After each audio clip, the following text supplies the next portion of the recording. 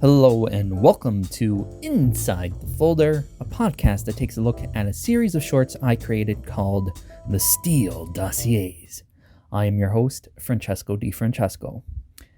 Before I get into today's episode, I need to make a few corrections of what I said in the Undertaker episode there, and that is when the Undertaker was facing the Undertaker, I said he left because he got injured. That's true in some aspects. As well, it was also part of the storyline of when Yokozuna threw him into the coffin and the Undertaker raised up through the Titantron there. As well, Wrestlemania 9 was just Roman theme. The only reason I said Egyptian is simply because when those two beefy guys brought the Undertaker out on that funeral chariot, it looks like Egyptian garb to me, so that's why I said Egyptian. And it wasn't Van Heusen or Van Helsing. I might have been thinking of Van Helsing or Lakafi Van Heusen or whatever it is, but the wrestler is Dan Helsing. Very evil, very good. Yes. So those are the corrections I'm going to make. And with that said, today I'm going to speak about a person that when the full moon rises in the dark of night, that person becomes a werewolf. Yes. Today's episode is all about werewolves and Howl at the Moon. Before I jump into that Steele Dossier short, Howl at the Moon, let's talk about the werewolf folklore first. So now, the werewolf legend is extensive and has been the subject of many stories throughout the world, and chances are a few nightmares as well. A werewolf, or occasionally called a lycanthrope, is a human with the ability to shapeshift into a wolf, either purposely or after being placed under a curse or affliction, with the transformations occurring on the night of a full moon. No one is certain where the werewolf legend originated. However, it has appeared in Greek mythology and early Nordic folklore. So let me I looked up these two legends, I would say, and let me tell you the stories. So the Greek myth is called the legend of Lycanon. Hopefully I'm pronouncing that, but Lycanon angered the god Zeus when he served him a meal made from the remains of a sacrificed boy. As punishment, the enraged Zeus turned Lycanon and his sons into wolves, and the sacrificed boy he actually brought back to life. So that's that Greek myth. And then the Nordic folklore, which is entitled the Saga of Volsungs, tells the story of a father and son who discover wolf pelts that had the power to turn people into wolves for 10 days. Yes, no longer, no shorter, just 10 days. The father and son duo then donned the pelts, transformed into wolves, and went on a killing rampage in the forest. So they kind of had fun there, but their rampage ended when the father attacked his son, causing a lethal wound, and then the son only survived because a kind raven gave the father a leaf that had healing powers to it. Yeah, kind of interesting. Two little old legends, I would say. But how does one become a hairy creature under that moonlight? Well, the most popular one is by being scratched or bit by a werewolf. However, another one is being placed under a curse. And some legends state a werewolf transformation by an enchanted sash or a cloak made of wolf pelt, sort of like the Nordic folklore that I just said there. And here's some other interesting ones that I discovered as well. In some cases, in some legends, in some stories, the body of the person is rubbed with a magic ointment that can turn them into a werewolf. Drinking rainwater out of the footprint of an animal or from certain enchanted streams were also considered effective modes of metamorphosis, which is kind of interesting because if you drink rainwater out of, let's say, an elephant, do you turn into an elephant then based on this? But according to those folklores, if you drink rainwater out of an elephant footprint, then you would turn into an elephant. I don't know if it would be under the full moon, but that's what that is. So if you ever see a werewolf, how do you kind of stay clear of it? And the most popular one is silver. Silver is one of the ways to kill a werewolf. mostly popularized by a silver bullet or a silver blade. However, in werewolf folklore, there were remedies to cure a person from this disease. In medieval Europe, 3 methods were used to cure the victim: through medicine such as wolfbane, surgically, or by exorcism, and of course, many of those cures advocated by medieval medical practitioners proved fatal to the patients. So no matter what happened, the patient always got the worst brunt of it. There is another story of another way to cure somebody from being a werewolf is making them exhausted. So I think it's a European remedy where they would have the person work all day nonstop. That way, when there was a full moon, they were too tired to transform and go out at night killing people. The werewolf folklore is kind of extensive and large. I try to break down, just like I always do, just scratching, dipping the toe in the water of these folklores. But yeah, the werewolf or the Wolfman, there's many great movies out there, TV shows. There's action figures, there's books, there's t-shirts. Again, just like Bigfoot, the werewolf is actually another sort of icon in pop culture. And hopefully after hearing this, you kind of discover more in your journey of looking up Bigfoot. But right now I'm going to send you to a sound clip from a movie that is quite hilarious and quite the cult classic, I would say. I'm going to play that clip now. It deals with a werewolf, and when we come back, I'll say where that clip's from, and I'll jump into the Steele Dossier short, Howl at the Moon. So see you in a little bit. And get the hell out of here.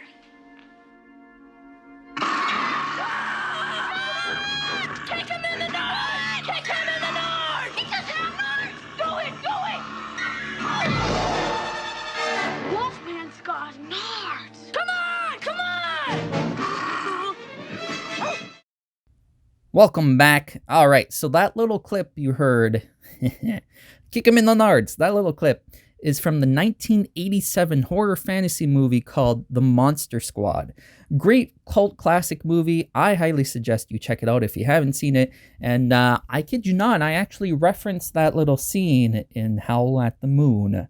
Which, speaking of, let's get right to the short. So, interesting enough, this is the 3rd short film that was released under the Steele Dossier series. However, this was the last short I actually filmed for that season 1.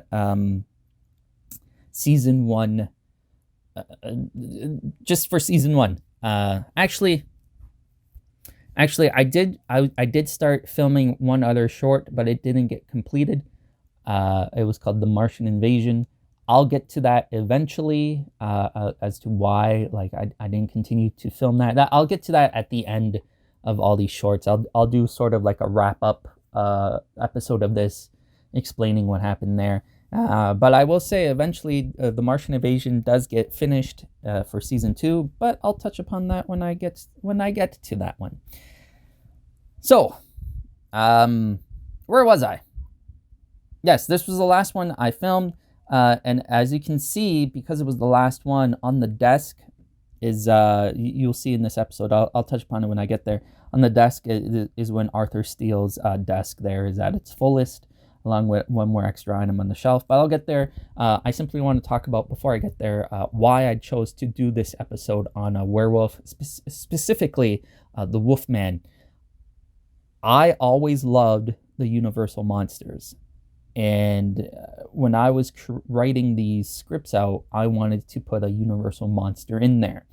I didn't want to do Dracula. I didn't want to do Frankenstein, because Dracula and Frankenstein always get done. There's vampire stories for if you read all the vampire stories or movies and all that kind of stuff, it's a lot of material there. So I didn't want to do a vampire.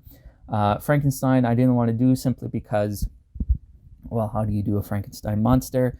There was at one point where I wanted to do Bride of Frankenstein, but because of everything that was going on and because it was only me and my sister, I didn't want to do Bride of Frankenstein.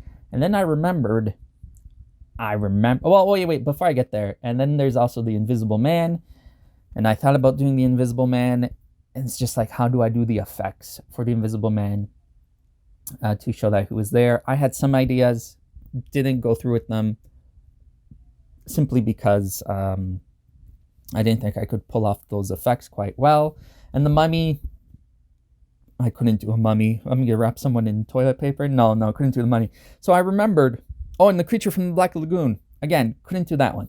But I remembered, because I have a full, I would say entourage, let's call it, of props and costumes and all those things. I remembered a long time ago I purchased a wolf mask and wolf gloves, where it looks like it's like wolf hand gloves, wolf man sort of hands.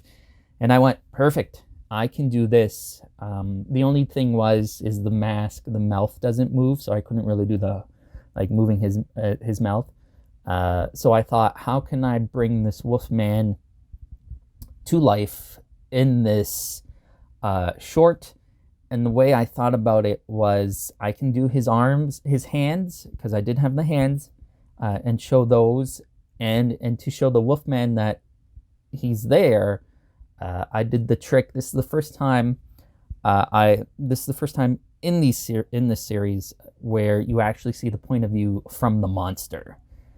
So I kept it that way, and the only way you can tell it's from the monster is because it's shot firsthand, point of view style, and it's done in this kind of red glare, so it's like looking through his red eyes. And I'll get there when I go through the short. So that's the reason why I wanted to do on the Wolfman. I wanted to have, originally the idea was to have one universal monster in each season. That doesn't happen, at least not up to the recording of this podcast, but that was the goal. So the Wolfman I wanted as number one. And yeah, like I said, I love the universal monsters and all those creatures there. So that's why the Wolfman is Howl at the Moon. And with that said, obviously it starts off with the intro video, and then it gets into the title card. And I will say this one is probably my favorite title card because of the moon placement. I had the moon as the O in Howl, and it's a little bit bigger than the regular text there, the regular font, and then the Wolfman, a silhouette of the Wolfman. I was gonna say wooing, howling. Howl is in the name. Why would I say wooing? No, and then the Wolfman silhouette howling at the moon there. And this one starts off with me hiding. Well, not me, but starts off with Steele hiding in the bushes there, and the voiceover is, "How did I get here?" I started this one this way just to mix it up, because the other one started at his desk. This one I went, let's start it in the middle of the story and have Arthur Steele say, "How did I get here?" and go back. So then it goes back, it flashbacks to the beginning of all this. And as I said, since this is the last one, this is the last one I filmed. This is when the desk and shelf, the whole set is at its fullest. As you can see in the top left hand of the screen, in the left corner shelf, there's a Cyclops statue. So to Steele's right, I also at the same time ordered a little statue of Medusa. However, that didn't come yet in the mail. I think they were both coming from like Middle Europe, and I didn't get those in time. Well, I got the Cyclops in time, but I didn't get the Medusa in time to add her in there. Yeah, and then my sister's arm makes a second appearance. It's hilarious because she's not credited in the actual films themselves, but on IMDb I do put like mysterious arm, and I wanted to keep it that way, where like who keeps dropping off these notes and everything onto Steele's desk. So she drops a mysterious package, and then the phone rings. Now, this was purposely done. I don't think anybody's picked it up or if they haven't noticed. But in that shot of the phone, you could see that it's not plugged into anything. And that's a little tidbit that I leave little tidbits here and there of like the phone's not plugged in, but it still works. Because I want people to realize that Steele does dabble in sort of this enchanted, mythical, magical realm, which is why the cigarette is always the same and doesn't, like, there's no actual smoke or tobacco or anything like that. It's just little hints of he's still part of the realm of this magicalness, and he uses it to his advantage as well. But nobody picked up on that yet. I don't know if they were being nice and like, you didn't plug that in, or you can see that. But no one has mentioned that anyways. But moving on. Arthur Steele gets a call from Baxter Talbot, who is played by Ilya. And Ilya is a great, great actor. I wanted him to play another character in the series. However, it couldn't get done. This was the script that couldn't get done simply because the area that I wanted was under construction, so I couldn't reach there. And then over time, because the area was under construction, a couple of the other actresses sort of dropped out. But I really like Ilya. I think he's a great talent. I worked with him on a show. Funny enough, get ready for this name of the show. It was called Operation PMS. It's about aliens that come down, and let me just leave it there. But yeah, I always think he's a tremendous talent. I always like working with Ilya, and I wanted him to be a part of this somehow. And I will say there are plans to have his character return. Hopefully he would want to reprise this role. Ilya, if you're listening to this, hopefully you want to reprise your role of Baxter Talbot, but this time you'll be seen on screen. But I'll talk about that when I get there, the idea I have. But I'll talk here. So he plays Baxter Talbot, which is a reference, even the dialogue he says is a reference to 1948 film Abbott and Costello Meet Frankenstein. So that film is horror comedy done well. It's a horror movie with these comedy characters in the horror movie, and both genres respect each other. This is the only time it actually works. And Lon Chaney Jr. Reprises the role of the Wolfman, playing Lawrence Talbot, or in this one, Larry Talbot, same thing. And over the phone, he calls Abbott, and I think Abbott picks up. He calls and he says almost the same lines, not the same. I paraphrase a little of, did you receive these packages? Can make sure don't deliver these packages. So I kept it that similar kind of way. And then at the point where he turns into the werewolf over the phone, that's also done. That's why Steele's just like, oh, what the hell is this guy doing? Sort of growling over the phone, and that's why he hangs up abruptly. If I can find the clip, I'll insert the actual audio from Abbott and Costello Meet Frankenstein. Again, another film I highly suggest if you haven't seen it. Hilarious, scary, and in that movie, all the monsters, with the exception of the creature and the mummy, are actually present in there. Although I did hear there was talks of putting the mummy in there, but it didn't actually pan out. But I highly suggest checking out that movie as well. It's a great movie. I reference it because, I love the movie. Same with the Monster Squad, but I'll get to the Monster Squad reference in just a bit. But yeah, definitely check out Abbott and Costello Meet Frankenstein. The castle itself, I forgot the name I used. Stokes Castle. The castle itself is actually the stable house at Castle Loma. The only reason I used it is I work at Castle Loma. I don't work for Castle Loma. I work at Castle Loma for escape games, and part of the stable house is one of the escape games. But I don't actually go in. I just do everything from outside. And if you're wondering, like, why are some of these shots so shaky? Simply because I didn't want to draw attention, because that is kind of like a high traffic area, and there's a residential around. I didn't want to draw too much attention, so I barely used the tripod. And when me and my sister were filming stuff, because you wanted to make it look like we're just taking pictures of everything, So we held it in our hands. Obviously, we didn't have steady hands. And I didn't want to pull out a tripod and everybody sees like what's going on, what's this, what's that. So that's why you'll see some of the shots shaky. And then Steele is, so even those gates is, that's part of the stable house there. That's not actually Castle Loma itself. Castle Loma is actually down the street.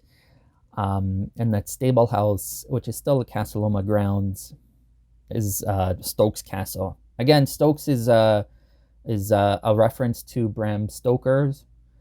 I forget how to pronounce his name at the moment, but you know what I mean. And I wanted to do the whole werewolf versus vampire sort of thing. That's why it's Stokes Castle, referencing that it is a vampire or Dracula of some sorts.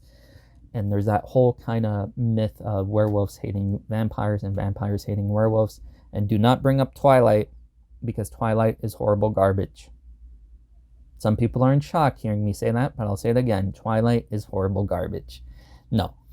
If you want to watch something good of werewolves versus Ghostbusters, I dropped it there, werewolves versus vampires. There is an episode in the real Ghostbusters cartoon where they actually go to a village where it's werewolves and vampires live. I highly suggest that. Don't watch Twilight. Garbage. Anyways, moving on. So Steele walks into some bushy kind of areas, some foliage areas, and that's actually in the backyard of what we call the lodge at Castle Loma there. That's just, if you're familiar with Castle Loma, which is in Toronto, across the street at the corner, there's this big house, and that's what we call the lodge. And that's where Henry Pellet, who is the owner and the person who constructed Castle Loma, lived while the actual castle was being built. And the only way to see inside there is if you play the escape game. We didn't go inside, obviously, but in the backyard, that is the backyard. Everything that was shot in the kind of like forest-looking area is back there. As I said, this is the first time seeing the perspective from the monster.